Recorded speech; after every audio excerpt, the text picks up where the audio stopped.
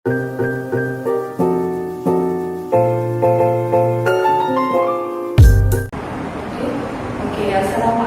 warahmatullahi wabarakatuh dan selamat petang. Terima kasih cikgu ucapkan kepada para pelajar yang sudi bersama-sama cikgu pada petang ini dalam FB Live Bright Minds Academy untuk kita sama-sama mengulang kaji berkaitan dengan cara ataupun teknik menjawab soalan peperiksaan pada tahap PPSR.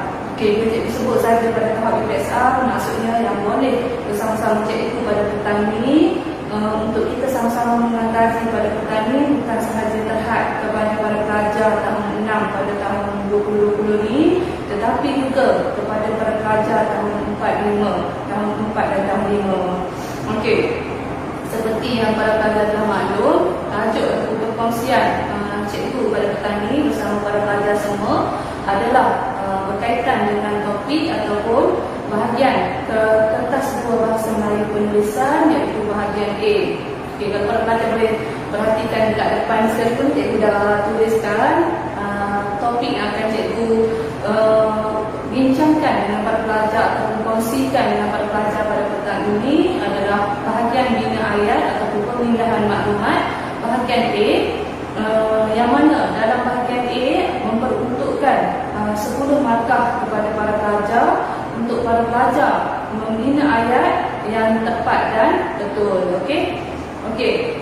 Dalam bahagian bina ayat ni, kalau para pelajar mungkinlah cikgu rasa pelbagai teknik yang para pelajar dah pelajari di sekolah maupun di tempat tuition para pelajar ataupun belajar secara sendiri online. Okey, banyak sebenarnya cara yang para pelajar boleh gunakan untuk membina ayat. Tapi kita perlu pilih cara nak bina ayat yang betul, yang sesuai dengan kehendak soalan yang dikemukakan kepada para pelajar. Okey, cikgu rasa kalau sebelum ni mungkin para pelajar pernah dengar cara nak bina ayat menggunakan teknik salam, iaitu siapa, apa, lokasi, alatan dan juga mengapa. Okey, pada petang ni cikgu nak sharekan selain daripada teknik salam dalam bahagian A bina ayat ni, pelbagai jenis soalan yang boleh dikemukakan kepada para pelajar, dan salah satu teknik selain daripada teknik salam yang para pelajar boleh gunakan ialah teknik BFK. So pada petang ini teknik BFK inilah yang akan cikgu kongsikan dengan para pelajar, dan apakah sebenarnya yang dimaksudkan dengan BFK yang akan cikgu kongsikan pada petang ini. Sekejap lagi cikgu bagi tahu apakah yang dimaksudkan dengan penggunaan teknik BFK dan bila masa cikgu saya boleh guna teknik BFK ni dalam sebuah bentuk soalan ataupun ada soalan-soalan yang tertentu, ada kata kunci yang tertentu yang membolehkan para pelajar menggunakan teknik BFK ni. So ada ramailah para pelajar yang bertanya kan, sebabnya cikgu tahu bila kita belajar kita akan berjumpa dengan pelbagai bentuk soalan. Okey, sebelum cikgu pergi kepada teknik BFK kita pada hari ini, iaitu teknik membina ayat menggunakan teknik BFK, cikgu nak rumuskan secara ringkas. Dalam bahagian A bina ayat, para pelajar boleh menemukan 3 bentuk soalan. Kalau dalam bentuk soalan yang pertama, para pelajar boleh menggunakan kata kunci salam, dan bentuk soalan yang kedua, para pelajar boleh menggunakan teknik BFK yang bakal cikgu ajar pada petang ni. Dan salah satu lagi ialah kita panggil untuk soalan yang membolehkan para pelajar menggunakan teknik kata bantu. Okey, yang tu insya-Allah dalam pertemuan kita yang akan datang, cikgu akan kongsikan tentang penggunaan bina ayat menggunakan teknik salam dan juga kata bantu. Okey, untuk teknik salam cikgu rasa majoriti guru-guru menggunakan teknik salam dalam membina ayat, dan para pelajar di luar sana pun cikgu rasa menggunakan teknik yang sama bila para pelajar ini membina ayat, tetapi bergantung kepada bentuk soalan yang para pelajar temukan dalam arahan soalan. Okey, sebelum cikgu bermula, cikgu ucapkan sekali lagi terima kasih kerana sudi menonton cikgu pada petang ini, dan kita terus ulang kaji apa sebenarnya teknik salam, teknik BFK yang cikgu cakap cikgu akan kongsikan dengan para pelajar semua pada petang ini. Okey, kalau para pelajar boleh saksikan dekat depan ni, cikgu dah tulis dalam bahagian A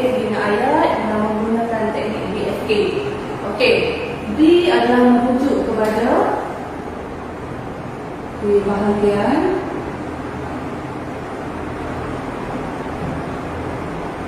F merujuk kepada fungsi dan K merujuk kepada kegunaan. Okey, itu yang cikgu maksudkan dengan teknik BFK. So kalau pelajar dah nampak ada bahagian FB untuk bahagian, F untuk fungsi dan K untuk kegunaan. Okey, jelas dekat situ Okey, bila masa cikgu kita nak guna BFK ni, boleh tak saya nak guna dalam semua arahan soalan? Dia bergantung kepada bentuk soalan, tetapi apa yang cikgu kongsikan pada petang ini mungkin sedikit sebanyak cikgu rasa dapat membantu para pelajar untuk lebih mudah membina ayat selepas ni. Okey, so kita tengok soalan, contoh soalan yang cikgu ambil. So teknik ni cikgu berdasarkan analisis cikgu terhadap soalan-soalan past year, soalan-soalan tahun lepas, BSR tahun lepas. Belum lagi cikgu temukan soalan yang membolehkan ataupun menginginkan para pelajar menggunakan teknik BFK ni lah.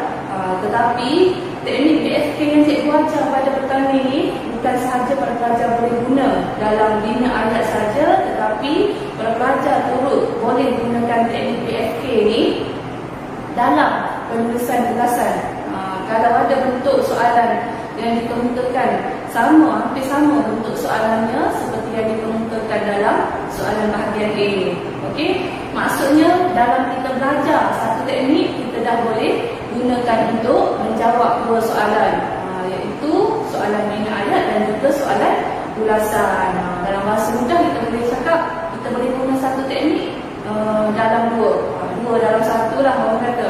Satu, lepas tu boleh pecahkan kepada dua, bina ayat dengan ulasan. Okey, tapi cikgu tak nak pergi lagi kepada ulasan, kita nak fokus kepada bina ayat, macam mana nak guna teknik BFK. Okey, so kita sama-sama dengan cikgu, kita baca arahan soalan dan cikgu sesuaikan dengan penggunaan teknik BFK ni. Dan soalan ni mungkin boleh jadi objek yang cikgu gunakan ni ditukar dengan objek-objek lain. Mungkin hari ni cikgu gunakan seperti soalan kat depan ni ialah pokok kelapa. Walaupun tak nampak macam pokok kelapa sangat tu, pejam-pejam mata Okey, so petang ni cikgu gunakan objek ataupun benda ataupun tumbuhan yang digunakan dalam soalan ni ialah pokok kelapa. Okey, so cikgu nak kita sama-sama baca arahan soalan yang mana telah cikgu catatkan dekat depan ni, dan kita akan note dekat arahan soalan tu apa kehendak soalan yang diinginkan ataupun apa kehendak soalan yang perlu para pelajar bina ayat para pelajar. Okey, contoh soalan, gambar di bawah menunjukkan pokok kelapa sebagai pokok seribu guna. Dan soalan ni pernah diajukan dalam soalan ulasan lah. Kalau para pelajar pernah temukan, sebab tu cikgu cakap tadi, dia boleh dibina juga menjadi ulasan. Okey, tulis 5 ayat. Okey, macam biasa soalan bahagian A, para pelajar perlu menulis 5 ayat tentang kegunaan pokok kelapa. Kegunaan pokok kelapa berdasarkan gambar. Okey, jelas dekat situ. Okey, keyword atau kata kunci yang nak membolehkan kita ni perlu guna teknik BFK ni ialah para pelajar tengok kepada ayat kegunaan.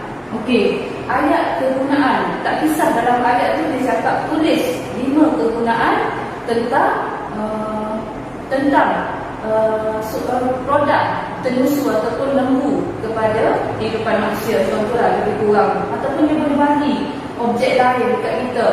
Tak kisah, dia boleh bagi kita pokok bulu, dia boleh bagi kita pokok pisang, ataupun apa-apa haiwan ataupun objek, dan dia akan bahagikan gambar tersebut apakah fungsi-fungsi yang datang daripada satu objek yang besar ni. Okey, cikgu tak contoh dekat sini sebab cikgu tak lagi para pelajar akan confuse dengan gambar ni.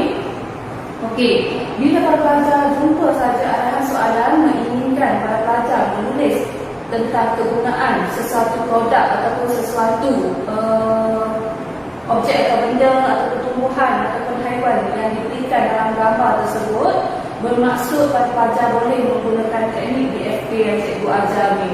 Apa dia BFK tadi? Iaitu para pelajar perlulah dalam ayat para pelajar untuk menghasilkan ayat yang lengkap, para pelajar perlulah mengetahui bahagian, perlulah mengetahui fungsi dan juga kegunaan. Okey? Cikgu harap para pelajar jelas dekat situ. Kalau ada yang tak jelas ataupun nak bertanya soalan dengan cikgu, boleh kemukakan pertanyaan ataupun soalan dekat bawah video ni. Okey? Alright, okey. Sekarang ni kita dah nampak dia nak kita tulis ayat tentang kegunaan pokok kelapa. Dan dia dah bagi kat kita gambar yang tengah-tengah ni ialah pokok kelapa. Dan sebelah ada lagi 5 gambar. Okey, ada lagi 5 gambar dari di sebelah cikgu ni. Okey, para pelajar boleh tengok ada 5 lagi gambar, iaitu gambar diberi santan. Lepas tu, yang ni nampak macam tangga. Sebenarnya dia titi atau jambatan. Lepas tu, ketupat ataupun sarung ketupat. Seterusnya menyapu gigi dan juga air kelapa. Okey, bermaksud yang sebelah 5 gambar di sebelah gambar utama pokok kelapa ni menunjukkan tentang kegunaan pokok kelapa. Okey, di sini para pelajar perlu teliti gambar yang diberikan dulu dan kenal pasti apakah bahagian-bahagian yang membolehkan produk-produk ini dijadikan sebagai kegunaan kepada manusia. Okey, macam cikgu cakap tadi, first yang pertama para pelajar perlulah kenal pasti. Kalau santan kita dah tahu bahagian mana diambil untuk dijadikan santan. Sudah tentunya bahagian yang digunakan untuk dijadikan sebagai santan kelapa ialah isi buah kelapa. Jadi pasti cikgu yakin para pelajar semua tahu kan. Bila kita nak buat santan ataupun pernah tengok mak gunakan santan dekat dapur tu, santan tu sebenarnya diperbuat daripada isi buah kelapa. Kalau pelajar pernah tengok buah kelapa, bila dipotong dalam bahagian dalam dia, kita boleh tengok ada isi yang berwarna putih. So yang itu ialah bahagian yang pertama yang kita akan gunakan untuk bina ayat yang pertama berkaitan dengan santan. Okey, yang kedua kita tengok titi. So kita tahu nak buat titi ni, kalau pelajar tak tahu titi tu apa dia, titi ni ialah titi ni digunakan sebagai jambatan untuk kita menyeberangi sungai yang kecil. Sungai kecil dan tak berapa dalam lah. Biasanya kalau kita boleh tengok titi atau jambatan ni dekat kawasan-kawasan kampung yang menghubungkan antara saluran air yang tak berapa nak dalam dan juga tak berapa nak luas jarak dia. So kita gunakan titi. Tapi kalau nak menyeberang sungai yang besar, tak bolehlah nak guna titi. Titi ni untuk menyeberangi sungai yang cetek dan tak berapa dalam ataupun yang tak berapa luas ukuran dia. So yang ni kita panggil titi. Kita dah tahu lah buat titi ni akan ambil bahagian daun kan, takkan ambil bahagian buah kelapa. So sudah tentu kita akan ambil bahagian batang pokok kelapa. Okey, seterusnya nak buat sarung ketupat. Bukan nak buat ketupat. Kalau nak buat ketupat, ya, kita perlu gunakan beras. Tapi yang kita nak buat sarung ketupat. So sarung ketupat ni diperbuat daripada daun pokok kelapa. Itu ialah bahagian-bahagian. Maksudnya bila para pelajar tengok kegunaan setiap objek tersebut, para pelajar perlu dah terlebih dahulu mengenal pasti bahagian mana yang diambil daripada objek yang utama ini dan dijadikan produk ataupun hasilan lain daripada objek yang utama tadi. Okey, jelas kat situ. Okey, sarung ketupat diambil daripada bahagian daun pokok kelapa. Seterusnya, penyapu lidi juga diambil dari bahagian lidi bahagian daun pokok kelapa juga, yang mana daun pokok kelapa ni ada lidi. So untuk dijadikan penyapu lidi juga menggunakan daun pokok kelapa. Dan yang terakhir kita dah nampak dah air kelapa, air minuman dijadikan sebagai minuman lah. Okay, so bahagian mana yang kita ambil sebagai air pokok kelapa? Sudah tentu ialah buah kelapa. Sangat mudah dan pastinya para pelajar perlu baca arahan soalan. Jika soalan menginginkan para pelajar menulis tentang kegunaan sesuatu objek dan diberikan pula objek sampingan yang boleh terhasil daripada objek utama tersebut, para pelajar boleh menggunakan teknik BFK, iaitu kenal pasti bahagian nampak objek tersebut, daripada bahagian mana? Daripada objek pertama ni boleh hasilkan kegunaan-kegunaan yang lain. So kita dapat pasti yang pertama daripada teknik BFK tadi, iaitu B untuk bahagian. Okey, untuk tengok fungsi dan kegunaan, kita akan mula menulis ayat kita. Dan kalau pelajar rasa ada masa sempat, pelajar boleh note dekat soalan pelajar ni. Kod dapat pelajar lupa ataupun pelajar nak fikir sikit sebelum nak tulis ayat pun boleh juga. Okey, so kita akan mulakan dengan ayat kita yang pertama, yang mana kita akan bina ayat berdasarkan kegunaan pokok kelapa yang pertama, iaitu kita nampak tadi dijadikan sebagai santan. Okey. Okey, so ayat kita yang pertama, para pelajar perlulah mulakan ayat para pelajar dengan teknik yang pertama, iaitu B. Tadi kita tahu bahagiannya ialah isi buah kelapa. Okey, fungsi dia dah bagi dah. Para pelajar tak perlu fungsi apa dia? Fungsi dia dah bagi. So dalam arahan soalan ataupun dalam maklumat yang diberikan dalam arahan soalan, fungsi telah pun dinyatakan. Maksudnya setiap gambar yang diberikan ni adalah merujuk kepada fungsi. Fungsi dinyatakan dengan jelas. Para pelajar perlu salin sahaja, boleh dijadikan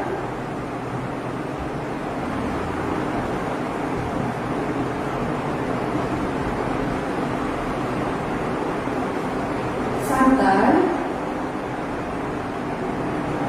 Okey, kita dah ada dua benda. Okey, kalau ada nampak tak? Kita dah ada dekat situ, iaitu kita ada bahagian mana, iaitu isi buah kelapa. Dan apa yang boleh dijadikan daripada isi buah kelapa, biasanya kita akan guna, boleh dijadikan ataupun kita beritahu proses dia. Ataupun ayat ini boleh juga isi buah kelapa diambil dan diperah dan dijadikan santan kelapa. Tetapi cikgu nak ajar ayat yang mudah untuk para pelajar paling mudah untuk nampak, iaitu bahagian dia boleh dijadikan apa? Kita ambil maklumat daripada arahan soalan, iaitu santan. Okey, dekat sini lah kita perlu sambung ayat kita menggunakan sukas. Kalau para pelajar boleh ingatlah minggu lepas cikgu gunakan sukas dalam ulasan. Okey, supaya untuk, kerana, agar ataupun seperti. Pilih yang mana sesuai. So, cikgu nak pilih isi buah kelapa boleh dijadikan santan untuk digunakan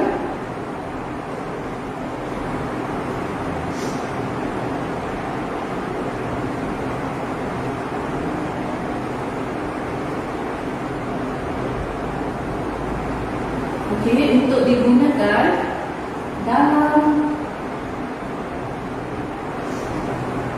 berbagai jenis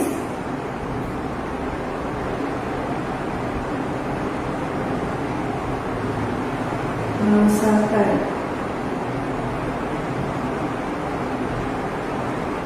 Okey, dekat sini kita dah ada 3 benda daripada teknik BFK yang cikgu nyatakan. Iaitu kita ada bahagian dia, iaitu bahagian dia ialah isi pokok kelapa, isi buah kelapa. Dan kita ada F dia, fungsi dia ialah boleh dijadikan sebagai santan. Apa kegunaan santan ni? Kita guna santan ni, biasanya kita tengok mak kita guna santan biasanya dalam nak memasak kari, nak buat kuih. So pelbagai jenis masakan yang kita boleh gunakan santan ni untuk sedapkan lagi masakan tu. Okey, kat sini cikgu nak cakap 3 benda yang perlu para pelajar perhatikan dalam gambar ni, iaitu bahagian, fungsi dan juga kegunaan. So di sinilah cikgu cakap kita akan gunakan teknik BFK kita dalam menulis ayat. So cikgu harap kat situ para pelajar jelas dan faham macam mana cara nak menggunakan teknik BFK. Okey, so kita tengok lagi yang kedua untuk para pelajar lebih faham tentang penggunaan teknik BFK ni. Okey, seterusnya kita ambil gambar yang kedua ini, iaitu soalan yang mana dia bagi kat kita kat sini. Okey, bahagiannya ialah batang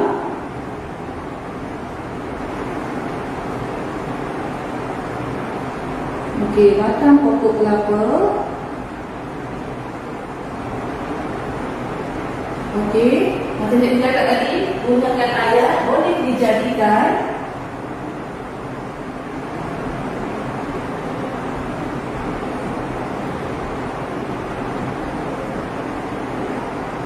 boleh dijadikan sebagai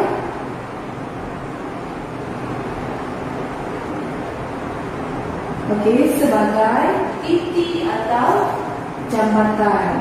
Titik atau kalau boleh pilih lah, sama ada kalau nak guna perkataan titik ataupun jambatan kecil. So cikgu letakkan slash dekat situ sebab pelajar boleh gunakan mana-mana salah satu, tetapi perkataan yang paling sesuai untuk batang pokok kelapa yang digunakan untuk menyeberangi sungai ni kita panggil titik lah. So dipakai titik atau jambatan.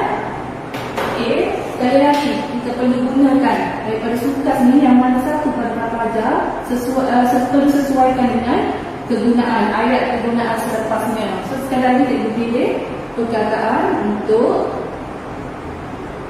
menyeberangi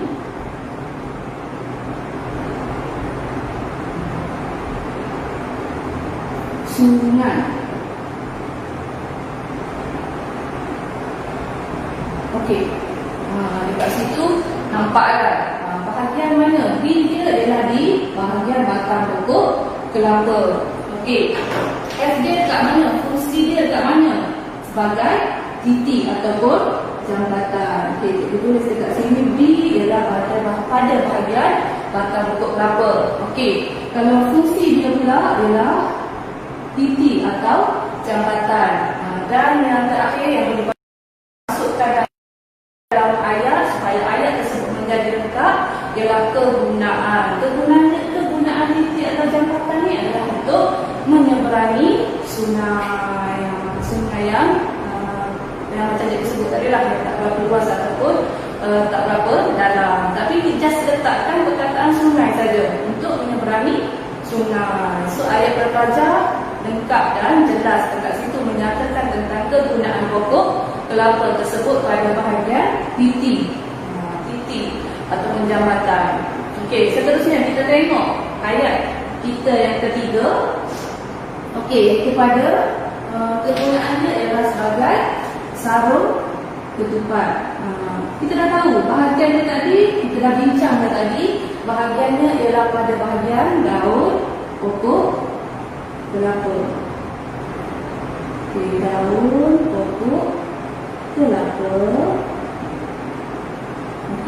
Ayat seperti biasa juga, kalau kita nak nampak sama kan, juga boleh dibuat. Boleh dibuat. Apa dia fungsi dia tadi?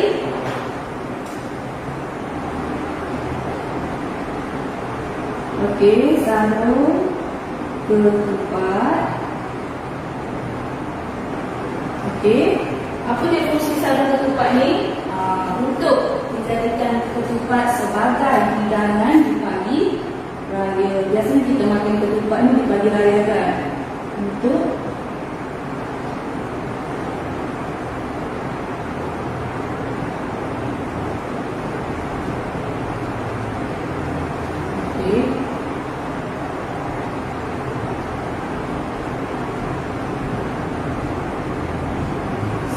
sebagai hidangan di pagi.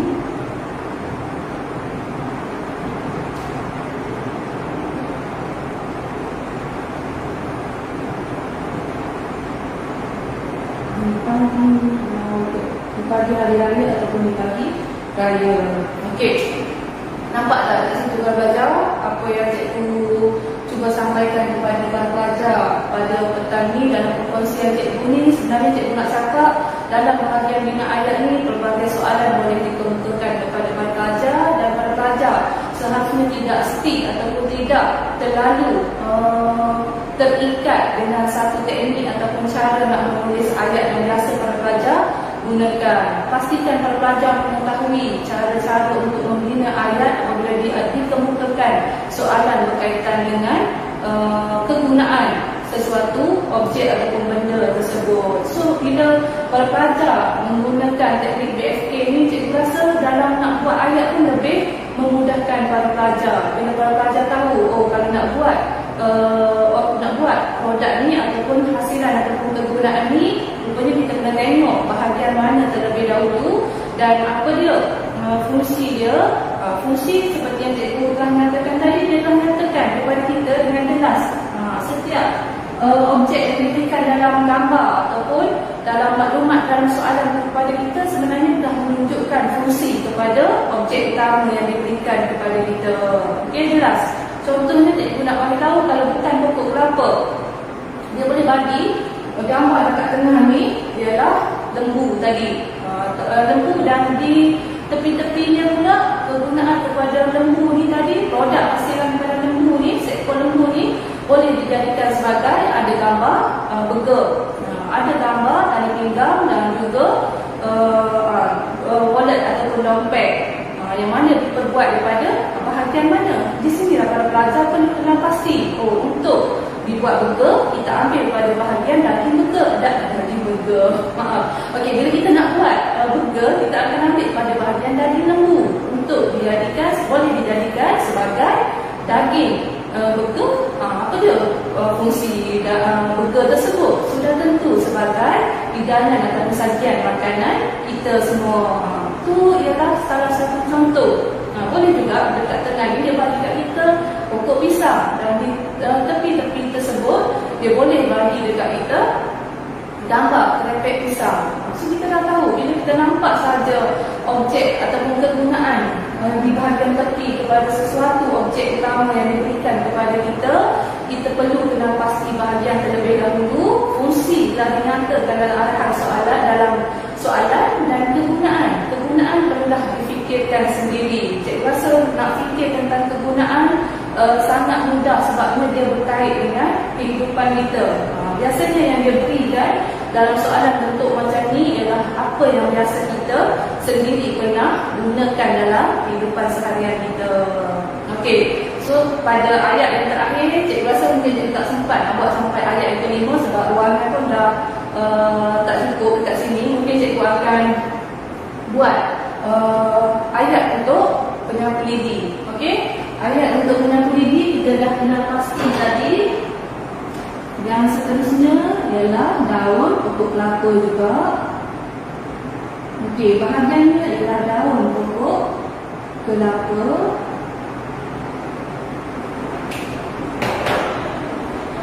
Diraut. Yang ni kalau para pelajar nak ubah sikit lah. Diraut tu maksudnya kita perlu raut daun pokok kelapa tadi untuk kita ambil dia, ambil lidi bahagian tengah tu dan kita jadikan sebagai penyapu lidi ni. Okey, diraut dan dijadikan. Okey, dijadikan. Okey, kita tengok fungsi yang dia bagi kat kita iaitu penyapu lidi. Nak jelaslah penyapu lidi ni apa kegunaan dia. Penyapu lidi ni untuk membersihkan halaman rumah. Okey, tulislah sampai pada pelajar, tulis sampai kegunaan dia untuk membersihkan